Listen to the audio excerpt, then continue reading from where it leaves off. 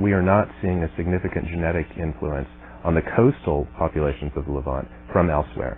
They look very, very similar to the groups that we see inland in Syria and Jordan and places like that, suggesting that there was not a huge influx of people from somewhere else into the coastal regions of the Levant. So the people who lived in this region prior to the Phoenician period, the so-called Canaanites, are in fact the Phoenicians. There was a cultural shift, but not a genetic one.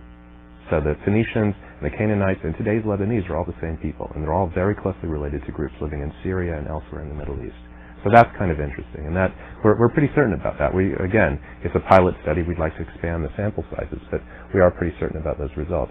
Now, in terms of tracing the spread, that turns out to be more complicated because in their largest colony, Carthage, modern-day Tunis, we are finding that less than 20% of the genetic lineages that we find there could have come out of the Middle East. Most of them look like aboriginal North African markers, for lack of a better term. They look like they've been there for much longer. So this is a maximum of 20%. It might be as low as 10% or even less.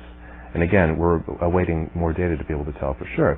What that means is that as the Phoenicians moved into this region, they probably didn't have a huge genetic impact. They simply changed the culture. So again, in the same way that the Sea peoples probably influenced in some way the coastal population of the Levant, the people who became known as the Phoenicians influenced the region of North Africa around Carthage, but they didn't have a massive genetic input.